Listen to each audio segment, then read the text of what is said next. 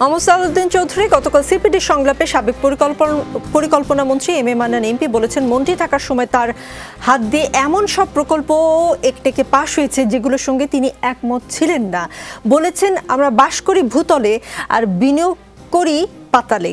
এ ধরনের অনেক প্রকল্প আছে। মোহাম্মদ সালাউদ্দিন আওয়ামী লীগ সরকারের সাবেক মন্ত্রী বলছেন যে মাটিতে বাস করে মানে এ সরকার পাতালে প্রকল্প বানায়, মানে অবাস্তব প্রকল্প যদি বলি তিনি মনে হয় সেটাই বোঝাতে চেয়েছেন। আপনাদের সরকারের এসব প্রকল্প তো জনগণের টাকায় হয়, জনগণকে জবাবদিহি করবেন কি করে? নাকি 15 বছর, আসলে 15 বছরের বেশি যখন একটা সরকার ক্ষমতায় থাকে তারা সব ধরনের জবাবদিহিতার ঊর্ধ্বে উঠে যায়? আচ্ছা, আমি এই জবাব মানে রবিউলের কিছু কথা জবাব দিতে চেয়েছিলাম। আমি প্রথমত একটু বলি, উনি একটা কথা বলেছেন আওয়ামী লীগ পতিত এবং ধিক্কৃত একটা দল।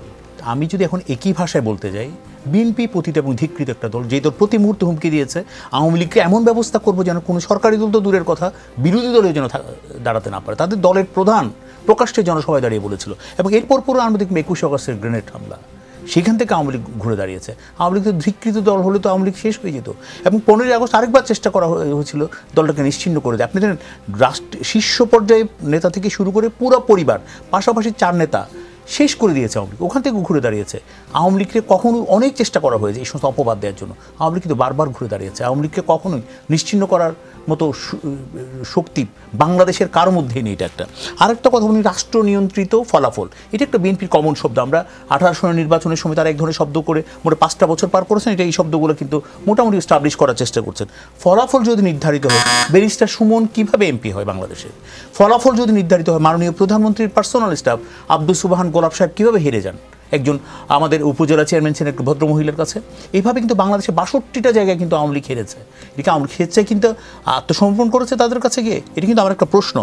আর পাশাপাশি যেটা বলেছেন সংবিধান সংশোধন করে এই যে তত্ত্বাবধায়ক সরকারের বিষয়টা, বা তত্ত্বাবধায়ক সরকার বিতর্কিত করেছে বিএনপি, যদি বলে কীভাবে বিতর্কিত করেছে, একটা বিশেষ ব্যক্তিকে তাদের সরকারের প্রধান করতে হবে, তার জন্য কিন্তু বয়সের সীমারেখা পর্যন্ত বাদ দিয়ে দিয়েছিলেন।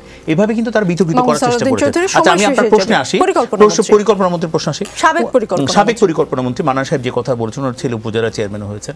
আসলে আমার খুব দুঃখ লাগে, ওনারা যখন ক্ষমতায় ছিলেন, উনি যখন মন্ত্রী ছিলেন, ওনার তো তখন একটা জবাবদিহি, এবং আমি মনে করি মাননীয় প্রধানমন্ত্রীর সাথে কিংবা যেইভাবেই হোক রাষ্ট্রের শীর্ষ পর্যায়ে যারা এই সমস্ত প্রকল্পের সাথে জড়িত সবার সাথে তিনি কথা বলতে পারতেন।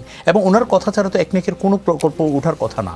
এবং এগুলো একদম আমি হয়তো রাষ্ট্রীয় ওভাবে পর্যায়ে কখনোই কাজ করি, আমি ব্যক্তিগতভাবে মনে করি সেটা হলো ওই সমস্ত কাজগুলো করে দেওয়ার পরেই কিন্তু একনেকে পাশ হয়।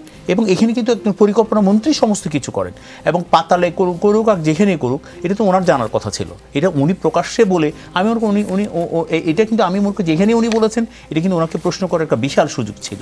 আর পাশাপাশি এটাও বলি, বাংলাদেশের যে প্রকল্পগুলো গ্রহণ করা হয়েছে, বিরোধী দল অনেক সমালোচনা করেছে, অনেক সমালোচনা করেছেন। এখন আমরা সেগুলো সুফল ভোগ করতে যাচ্ছি। বিশেষ করে আমি যদি মেট্রো রেলের কথা বলি, পদ্মা সেতুর কথা বলি, ঢাকা চট্টগ্রামের যে কক্সবাজারের সময় শেষ।